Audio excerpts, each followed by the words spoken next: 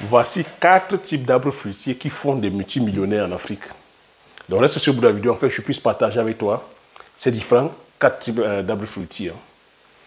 Bienvenue sur la chaîne. Si tu me découvres pour la première fois, je m'appelle Thierry Toukou. Sur la chaîne, je parle d'entrepreneuriat, je parle d'investissement. Le but de la chaîne est enfin de valoriser et de vulgariser les produits africains. C'est créer la chaîne, c'est enfin de te partager mes astuces et techniques business, te partager mon mindset, enfin de t'aider dans tes réalisations ou soit dans tes futures réalisations. Si cette thématique te parle, n'hésite pas à t'abonner en appuyant sur le petit bouton rouge, en validant la cloche, afin de ne pas manquer plusieurs vidéos business que diffuse la chaîne afin de t'aider. Si tu l'as aussi déjà fait, je te dis merci. Donc, petite parenthèse, avant de rentrer dans le vif du sujet, il est question ici de te dire, toi qui es intéressé par la formation, en l'occurrence ici la formation sur la culture du poivrier, tu marques sur la barre des commentaires, je suis intéressé par la formation sur la culture des poivriers. Si tu es intéressé aussi par la formation sur la culture du palmier à huile, tu marques, Thierry, je suis intéressé par la formation sur la culture du palmier à huile. Comme je t'ai dit, dès l'année prochaine, je mettrai des formations par rapport aux sensibilités de chacune des personnes. J'ai pris le temps comme ça pendant 2 ans de partager avec toi sur différentes spéculations, que ce soit sur le domaine agricole, sur différentes spéculations, que ce soit sur le domaine de l'élevage. J'ai partagé aussi avec toi les business traditionnels. J'ai partagé sur le plan stratégique, parce que le business, c'est la stratégie, sur le plan géostratégique, sur le plan géopolitique, sur le plan géoéconomique, sur le plan, géoalimentaire, sur le plan géoénergétique, sur le plan environnemental, sur le plan, de la guerre des semences, sur le plan marketing, sur le plan de la vente. J'ai partagé avec toi, et je continue à partager avec toi depuis 2 ans, sur les techniques culturelles. Il faut savoir c'est quoi l'agriculture industrielle, c'est quoi l'avantage, c'est quoi les inconvénients. L'agriculture, la permaculture, ce sont des mots que tu découvres. C'est quoi l'agriculture en association? C'est quoi la polyculture? C'est quoi l'agroforesterie? C'est quoi l'agriculture intensive sur les monocultures? C'est quoi les avantages? C'est quoi les désavantages? C'est quoi, justement, les amendements? C'est quoi l'engrais biologique? C'est quoi l'engrais chimique? Quels sont les avantages? Quels sont les désavantages? Pourquoi est-ce qu'il faudrait respecter l'environnement? Pourquoi est-ce qu'il ne faudrait pas polluer? Pourquoi est-ce qu'il faudrait des produits sainement? C'est autant de connaissances qu'il faut avoir. Et depuis 2 ans, je partage avec toi de façon pédagogique, de façon claire, pour que tu puisses déjà, avant d'embrasser, que ce soit l'agriculture ou l'élevage, que tu sois outillé, que tu saches que ce n'est pas un geste anodin quand tu dis je m'en vais faire l'agriculture, que tu saches que ce n'est pas un geste anodin quand tu dis je m'en vais faire l'élevage, que tu saches que quand tu vas faire le business, ce n'est pas un geste anodin. Tu dois toujours te poser la question, pourquoi est-ce que je vais faire cette chose-là? Cette chose-là, au bout, à qui est-ce que ça profite? C'est qui le gagnant? Ai-je le contrôle? C'est pour ça que depuis 2 ans, j'ai pris la peine comme ça de partager avec toi sur différentes spéculations, afin de ne pas te brider, afin de ne pas, je veux dire, t'imposer une quelconque culture ou t'imposer une quelconque spéculation sur le plan de l'élevage. Je voudrais que tu ailles en âme et conscience faire le choix, comme j'ai dit, selon tes sensibilités, selon tes moyens, selon ta zone agroécologique, selon la demande sur le marché. Parce qu'un entrepreneur, lorsque tu embrasses l'entrepreneuriat, c'est un long fleuve, c'est un voyage où généralement tu es seul. Et j'aimerais que lorsque tu vas faire ce choix-là, que tu ne dises pas que oh non, c'est Thierry, si j'ai fait ce choix, c'est parce que Thierry m'a forcé la main. Non, il faudrait que tu fasses le choix en âme et conscience, que tu saches que c'est un choix qu'il n'y a que toi qui pourras défendre. Que contre vents et marées, il faudrait que tu tiennes le cap, que tu gardes le cap, que tu gardes ta vision. Pendant ces 2 ans, j'ai pris aussi la peine de partager, c'est-à-dire mon parcours, afin que tu puisses comprendre que généralement, on part comme ça, c'est-à-dire que nous sommes des hommes ordinaires, mais sur la quête de vouloir faire des choses extraordinaires. C'est ça l'entrepreneuriat. Tu pars en faisant un voyage en étant ordinaire, pour un homme ordinaire, une personne ordinaire, mais avec la mission de faire des choses extraordinaires. C'est ça qui est magnifique avec l'entrepreneuriat. Mais pour cela, il faut avoir un mindset. C'est pour ça que depuis 2 ans, je te vécu le mindset. Sans un mindset fort, sans un mindset costaud, tu ne pourras pas aller. Parce qu'autour de toi, beaucoup ne te comprendront pas. Autour de toi, les gens vont te lâcher. Autour de toi, les gens vont te dire, mais t'es fou, t'es folle, mais qu'est-ce que tu fais? Ça ne va pas donner. C'est pour ça qu'il faudrait que tu gardes un mental d'acier, qu'à chaque fois, tu saches c'est quoi ton objectif. Même si on te réveille à minuit, on te réveille à 3 heures du matin, que tu saches où est-ce que tu seras dans 10 ans, dans 15 ans, dans 20 ans. C'est ça la magie de l'entrepreneuriat. C'est ça la beauté de l'entrepreneuriat. Parce que ce que tu vois, ce que tu visualises, tu l'as déjà. Donc il faut garder le mental. C'est pour ça que, après t'avoir brossé pendant plus de 2 ans, pratiquement 2 ans, les différentes stratégies, maintenant je me dis, toi qui me suis depuis, je me dis, tu es outillé. Je peux maintenant te mettre une formation. Je peux te mettre une formation à ton choix. Je tiens ce pari que tu es outillé, tu sais c'est quoi. Une fois que tu auras fait le choix de ta formation, tu sauras que ce n'est pas une partie de plaisir, ce n'est pas Copacabana, ce n'est pas Alice au pays des merveilles. Tu sais que derrière, il y a un travail. Et que derrière tout travail, il y a une récompense. Le fruit de ton travail, c'est-à-dire que c'est ça, c'est ça la réussite. Mais derrière ça, il faudra mettre la discipline. Donc, je vais partager avec toi les 4 types d'arbres fruitiers qui font les millionnaires. Mais ces 4 types d'arbres fruitiers, encore une fois de plus, c'est des arbres que beaucoup négligent, beaucoup ignorent. Mais c'est des arbres fruitiers dont l'usage au quotidien, c'est-à-dire qu'on consomme, c'est-à-dire qu'on le consomme au quotidien. Je vais dire que c'est des fruits même qui sont indispensables. Mais dont, généralement, que la grosse majorité de personnes ne savent pas que ces arbres fruitiers, si aujourd'hui on ne les domestique pas, on va les perdre. Parce que généralement, c'est-à-dire que ces arbres fruitiers, c'est des arbres fruitiers qui poussent de façon spontanée depuis la nuit des temps. On a toujours eu comme ça, nos ancêtres ont toujours eu comme ça, d'aller prélever tel que dans la forêt ces arbres fruitiers. Mais aujourd'hui, avec la pression forestière, avec l'exploitation massive de nos bois, vous comprenez que les compagnies forestières qui viennent et qui ont les permis, c'est-à-dire d'exploitation de nos essences, ne prennent pas la peine de choisir est-ce que cette essence-là, c'est-à-dire que voilà, c'est, je vais dire, c'est un bois protégé, c'est-à-dire que c'est un fruit qui fait partie, c'est-à-dire que la consommation, c'est-à-dire que la population locale, eux, ils s'en foutent, ils viennent prélever les... Et vous savez que généralement, ces compagnies-là, c'est des compagnies étrangères, il faut qu'on se le dise. Donc, eux, ils viennent prélever les essences, ils s'en foutent. Donc, c'est comme ça qu'on abat ces arbres. Donc, d'où la nécessité pour nous aujourd'hui de, justement, je vais dire, domestiquer, c'est-à-dire que ces arbres fruitiers. C'est pour ça que je vous invite, je t'invite à te lancer sur ce domaine parce que c'est des arbres fruitiers qui sont très très rentables. Comme je te dis, c'est des arbres fruitiers sur lesquels on ne se passe pas. Le besoin, on consomme, c'est-à-dire quoi, la consommation est quotidienne. Donc, le premier arbre fruitier ici, c'est le Njianshan.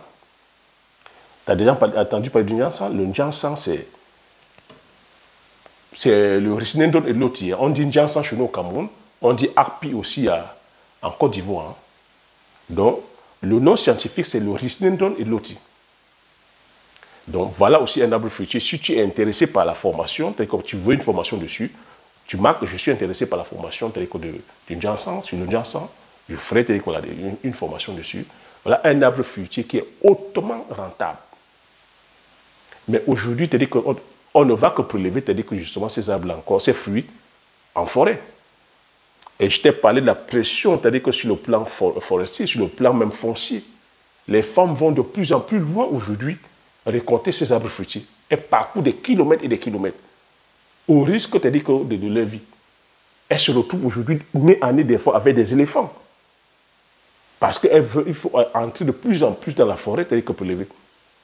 Des fois, elles se font molester parce que par certaines compagnies forestières qui ont acquis qui ont obtenu le permis d'exploiter les bois, lorsqu'elles sont là, elles se font molester. Elles se font même des fois violer.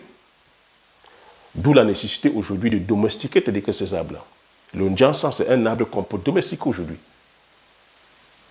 On a aujourd'hui des pépiniéristes qui peuvent le faire. Donc, par la domestication, on peut planter. Tu peux faire ton champ de Jansan. 1 hectare de Jansan, c'est-à-dire que tu peux mettre 100 pieds de Jansan. Et l'avantage aujourd'hui, c'est qu'on peut aujourd'hui produire en agroforesterie. Avec des écartements de 10 mètres, sur tes 1 hectare, tu peux avoir tes 100 pieds, mais tu continues encore à cultiver tes bananes plantains, tu peux continuer à cultiver le macabo, tu peux continuer à faire même le maïs, tu peux continuer à faire les patates, les pommes de terre en intercalaire. Donc tu vois que c'est une culture, tu peux faire l'association de culture, la polyculture avec ça. Pendant que tes arbres fruitiers sont en train d'avancer, parce qu'il faudrait un minimum de 4 à 5 ans pour que ça entre en production, tu peux continuer à cultiver, à faire du vivrier.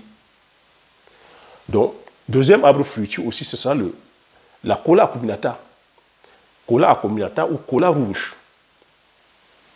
Donc, pour te dire, le Jansan, je t'ai dit, je vais faire une formation, mais tu sais aussi, comme je dis, c'est une épice. Hein. Il n'y a pas rentrer dans. C'est une épice, on consomme déjà ça. Je dis, c'est incontournable dans nos mains, incontournable lorsqu'on veut faire un bon poisson braisé. C'est une épice, c'est une graine.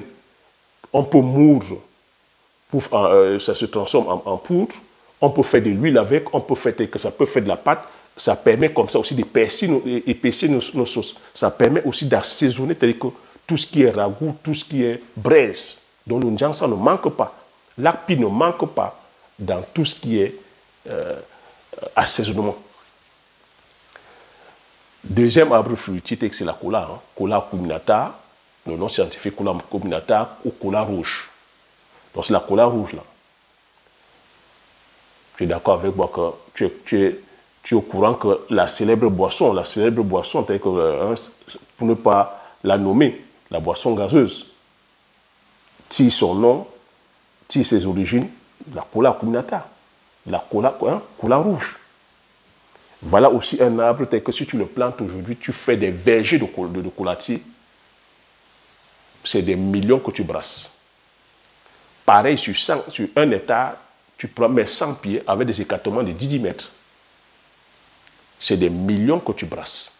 Tu imagines, tu fais comme ça 5, 10, 15 hectares, c'est des millions que tu brasses. Et comme je t'ai dit, là-dedans aussi, tu peux faire de l'agroforesterie, tu peux, dans les intercalaires, cultiver du vivrier, tu peux aussi, pareil aussi, faire de l'apiculture, élever, c'est-à-dire que les abeilles, parce qu'il faut comprendre que ce soit le Jansan, que ce soit les colatiers, lorsque ça en floraison, ça fait des magnifiques fleurs.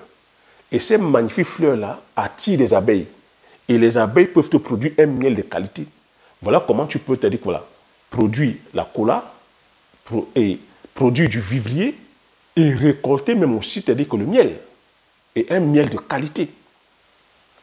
La cola, je ne vais pas te dire les bienfaits de la cola. La cola rentre dans nos mœurs. On a toujours consommé de la cola. La cola fait partie, c'est-à-dire que des us et coutumes, dans nos traditions. La cola aussi, même sur le plan scientifique, le plan industriel aussi, on peut faire de la teinte, on peut faire beaucoup de choses aussi avec la cola. Ça rentre aussi dans tout ce qui est pharmaceutique. Le troisième arbre fruitier, hein, qui fait dire que des multimillionnaires, c'est le bitacola. Le bitacola ou la garcinia cola, communément encore appelé petite cola. communément encore appelée démarreur. Cette petite cola où on ne s'en passe pas, les hommes et les femmes ne s'en passent pas. À tous les bars, dans tous les bars, tous les maquis, dans tous les... Vous voyez les checkpoints, je vais dire les gares routières, les postes de contrôle, vous voyez toujours les jeunes en train de vendre du Bitacola. Vous voyez tous les hommes et les femmes en train de consommer le Bitacola. C'est un fruit miracle. C'est un fruit, je vais dire, c'est un alicament. Voilà un fruit sur lequel, si tu te lances, je dis, tu es le futur ou la future, c'est-à-dire comme un multimillionnaire. Ça fait déjà, c'est-à-dire ça fait des millionnaires. 2 Bitacola aujourd'hui se vendent à 100 francs. Tu te rends compte? Tu fais comme ça ton verger de Bitacola. Tu sais combien d'argent tu vas gagner. Et le Bitacola aujourd'hui, comme je dis que sur le plan, je vais dire, des bienfaits, c'est un antibactérien, c'est, je vais dire, c'est un antivirus, ça nettoie. Quand tu as des problèmes, c'est-à-dire que justement, douleur thoracique, tu mâches ton Bitacola. C'est, pour les femmes aussi, ça calme les règles douloureuses. Le Bitacola aussi, c'est sur le plan aphrodisiaque. Attention, les personnes qui souffrent d'impuissance machin, c'est-à-dire que masculine, là, qui ont des problèmes de fécondité même, le Bitacola aussi, vraiment, c'est-à-dire que voilà, le Bitacola est une solution. On parle aussi que pour les problèmes oculaires. Tout ce que je dis, justement, d'aller faire tes recherches, hein, c'est des choses qui sont prouvées scientifiquement. Le Bitacola, lorsque tu as des problèmes cardiaques, tu mâches, il est conseillé de mâcher ton Bitacola. Donc tu vois, et même à l'heure où je te parle, les Américains, les chercheurs américains ont... Le Bitacola aussi, c'est un puissant produit minceur dont les Américains ont fait des gélules à base de la Garcinia Cola. Donc, lorsque tu consommes ces gélules-là, ça te permet de garder la ligne. Dans le quatrième produit, que je vais le quatrième arbre fruitier que je vais te conseiller de cultiver, c'est ça le mpébé. On dit chez nous mpébé. Mais c'est la fausse noix de muscade. Donc, c'est la noix de muscade. Voilà aussi une épice qui est incontournable. C'est-à-dire dans les différents ragoûts que nous faisons. Si tu veux faire un poisson braisé, un magnifique poisson braisé, le mpébé ne peut pas manquer. Le mpébé, comme le jansan ou comme le poivre, ne doit pas manquer. Donc voilà les 4 arbres fruitiers sur lesquels, si tu te lances, tu es le futur ou la future milliardaire. Et ces 4 arbres fruitiers, à l'heure où je te parle, font des multimillionnaires en Afrique. Donc, de tout ce que j'ai cité, si tu es intéressé par l'une des cultures, marque sur les commentaires, Thierry, je suis intéressé par telle culture. Tu marques dans les commentaires ou tu m'écris par mail, Thierry, j'aimerais faire la formation de telle culture. Comme je t'ai dit, les choses ne pourront que se faire si tu as la connaissance, si tu es formé. Donc, à toi de prendre au sérieux ton business. Si tu veux te lancer dans le business ici, agricole, que ce soit l'élevage, à toi de prendre les choses au sérieux. Prends ça comme un réel business. Forme-toi, intéresse-toi. Même si tu veux déléguer le business aux experts, aux techniciens, il faudrait que tu saches de quoi tu parles. Donc c'est pour ça que la formation est nécessaire. Ne parle plus agriculture, ou ne parle plus élevage, ou ne parle plus business, je veux dire, comme un profane. Lorsqu'on te demande, on te parle de ton projet agricole, tu te dois de pitcher ton projet agricole de A jusqu'à Z. Ne parle pas de ton projet agricole comme si on t'avait juste placardé ça, ou ne sois pas dans le suivisme. Parce que ce que je constate ici, c'est que beaucoup sont dans le suivisme, beaucoup font parce qu'on a vu l'autre faire. Quand on pose la question, ah, moi-même je ne sais pas, c'est mon cousin, c'est mon frère qui fait, non, c'est ma voisine qui fait. Beaucoup sont allés faire des cultures aujourd'hui où ils se retrouvent condamnés parce qu'on a vu l'autre faire, parce qu'on n'a pas la main dessus. Donc tu vois que sur la chaîne ici, je valorise et je vulgarise les produits du terroir africain. Tout ce que je vais te demander de faire, nous avons le contrôle dessus. Quand je dis contrôle, sur le plan de la sémence, sur le plan des prix. Parce que moi, je voudrais qu'on fasse des business win-win, des business où on gagne, des business où nous avons la main, des business où nous pouvons aussi aller impacter les autres avec nos produits. Parce qu'aujourd'hui, c'est ça. Aujourd'hui, comme j'ai coutume à te dire, les relations internationales aujourd'hui, c'est les rapports de force. Tu dois t'imposer avec quelque chose. Donc, si on veut aussi marquer le coup, on se doit de valoriser et de vulgariser ce que nous produisons. On se doit aujourd'hui de consommer aussi ce que nous produisons. On se doit d'impacter les autres aussi avec ce que nous produisons.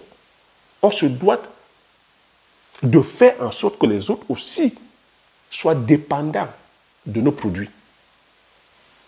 On devrait quitter la dépendance. On devrait quitter dans la consommation telle que nous sommes en train de faire aujourd'hui et d'être plutôt dans l'autonomie à produire, à transformer nos produits du terroir. C'est comme ça qu'on peut faire pour gagner. C'est comme ça qu'on peut aussi faire pour impacter les autres. Et c'est comme ça qu'on pourra gagner le respect. Voilà ce que je vais partager sur cette vidéo. J'espère que tu as aimé. J'espère que tu as appris des choses. Si tu as aimé, laisse un like. Laisse-moi les commentaires. Je me ferai plaisir de lire. Partage massivement la vidéo autour de toi afin qu'on soit comme ça plusieurs à bénéficier de ces informations, de ces stratégies. Abonne-toi si tu n'es pas encore abonné afin de pouvoir faire grandir la communauté des visionnaires. Comme j'ai coutume à dire, l'information c'est la connaissance la richesse. Une fois que tu as ces informations, tu appliques tes stratégies et tu passes l'action massivement afin d'impacter ta vie et impacter la vie de tous ceux qui t'entourent. Sur ce, je te dis merci et à la prochaine vidéo. Ciao!